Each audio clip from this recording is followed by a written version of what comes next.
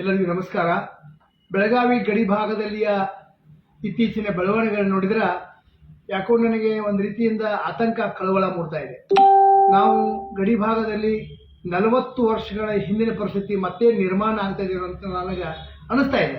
ಯಾಕಂದರೆ ಗಡಿ ಭಾಗದಲ್ಲಿ ಕನ್ನಡದ ಹಿತರಕ್ಷಣೆ, ಗಡಿ ಹಿತರಕ್ಷಣೆ, ಭಾಷೆ ಹಿತರಕ್ಷಣೆ, ರಾಜ್ಯದ ಹಿತರಕ್ಷಣೆ ಆಗಬೇಕಾದಂಥ ಸ್ಥಾನದಲ್ಲಿ ಕನ್ನಡಿಗರ ಧ್ವನಿಯನ್ನು ಹತ್ತಿಕ್ಕುವಂಥ ಗಡಿ ಭಾಗದ ಹಿತಾಸಕ್ತಿಗೆ ವಿರುದ್ಧವಾದಂಥ ಬೆಳವಣಿಗೆ ನಡೀತಾ ಇರೋದು ಬಹಳ ಆತಂಕಕಾರಿ ಬೆಳವಣಿಗೆ ಅಂತ ಹೇಳಬಯಸ್ತಾ ಇದ್ದಾನೆ. ಈಗ ನೋಡಿ, ಬೆಳಗಾವಿಯಲ್ಲಿ 40 ವರ್ಷಗಳ ಹಿಂದೆ ಯಾವ ಪರಿಸ್ಥಿತಿ ಇತ್ತು ಆ ಪರಿಸ್ಥಿತಿಯ ನಿರ್ಮಾಣ ಆಗತ್ತೆ ಅನ್ನೋದು ನನಗೆ ಅನಿಸ್ತಾ ಇದೆ. ಯಾಕಂದ್ರೆ ಇತ್ತೀಚೆಗೆ ಈ ಮಾರಾಟ ಬೆಂಬಲಿತ ಸಂಘಟನೆಗಳ ಧ್ವನಿ ಹೆಚ್ಚಾಗ್ತಾ ಇದೆ. ಅದಕ್ಕೆ ಹೆಚ್ಚಾಗಲಿಕ್ಕೆ ಬರೀ ಮಹಾರಾಷ್ಟ್ರ ಕಾರಣ ಅಲ್ಲ, ಕರ್ನಾಟಕದ ಜನಪ್ರತಿನಿಧಿಗಳು ಕಾರಣ ಅಂತ ನನಗೆ ಸಂಪೂರ್ಣವಾದ ಒಂದು ನಂಬಿಕೆ ಬರ್ತಾ ಇದೆ. ಯಾಕಂದ್ರೆ ಹಿಂದೆ 40 ವರ್ಷದ ಹಿಂದೆ ಹೇಳ್ಬೇಕಂದ್ರೆ 80ರಿಂದ 90 ದಶಕದ ಒಳಗೆ ಏನಾದರೂ ಇಲ್ಲಿ ಚಟುವಟಿಕೆ ನಡೀತಾ ಇದ್ರೆ ಅದನ್ನು ಕೂಡಲೇ ಕರ್ನಾಟಕ ಸರ್ಕಾರ ಅದನ್ನು ಸ್ಪಂದಿಸಿ ನಮ್ಮ ರಕ್ಷಣೆ ಬರ್ತಿತ್ತು.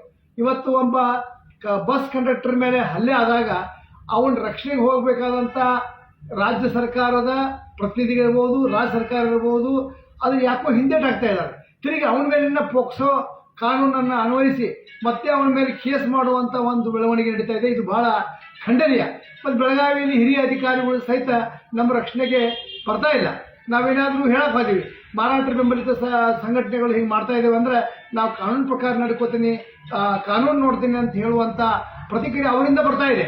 ಈ ಸ್ಥಿತಿಯನ್ನು ನೋಡಿದ್ರೆ ಕನ್ನಡಿಗರು ಒಂದು ಅನಾಥ ಪ್ರಜ್ಞೆಯನ್ನು ಎದುರಿಸುವಂಥ ಪರಿಸ್ಥಿತಿ ನಿರ್ಮಾಣ ಆಗಿದೆ. ನೆಲ, ಜಲ, ಭಾಷೆ ವಿಷಯದೊಳಗೆ ಬೆಳಗಾವಿ ಜಿಲ್ಲೆಯಲ್ಲಿ ನಡೆದಿರುವಂಥ ಬೆಳವಣಿಗೆಗಳು ನಮ್ಮ ಪೂರಕವಾಗಿಲ್ಲ. ಆದ್ದರಿಂದ ಇವತ್ತು ನಾನು ರಾಜ್ಯ ಸರ್ಕಾರ, ವಿಶೇಷವಾಗಿ ಮುಖ್ಯಮಂತ್ರಿಗಳಿಗೆ ಒತ್ತಾಯ ಮಾಡ್ತಾ ಇದ್ದೇನೆ, ಉಪಮುಖ್ಯಮಂತ್ರಿಗೆ ಒತ್ತಾಯ ಮಾಡ್ತಾ ಇದ್ದೇನೆ, ಬೆಳಗಾವಿ ಬಗ್ಗೆ ತಾವು ಗಮನ ಹರಿಸಬೇಕು. ಬರೀ ಮತದ ಮೇಲೆ ರಾಜಕಾರಣ ಮಾಡುವುದು ಸರಿಯಲ್ಲ. ನೀವು ರಾಜಕಾರಣ ಮಾಡುವಂತ ಮಾಡ್ರಿ, ಆದರೆ ಮತಗಳನ್ನೇ ಒಂದು ಗುರಿಯಾಗಿ ನೀವು ಮಾಡಿದ್ರೆ ಅದು ರಾಜ್ಯದ ಹಿತಾಸಕ್ತಿಗೆ ಧಕ್ಕೆ ಬರ್ತೈತಿ. ಈ ಸಂದರ್ಭದಲ್ಲಿ ನಾನು ಎಲ್ಲ ಕನ್ನಡಪರ ಸಂಘಟನೆಗಳಿಗೆ ಮನವಿ ಮಾಡ್ತೇನೆ, ಸಂಯಮದಿಂದ ವರ್ತಿಸ್ರಿ, ರಾಜ್ಯ ಸರ್ಕಾರ ಇತ್ತ ಗಮನ ಹರಿಸುವಂತೆ ಒತ್ತಾಯ ಮಾಡ್ರಿ ಅಂತ ಹೇಳಿ ಬಯಸ್ತಾ ಇದ್ದೇನೆ.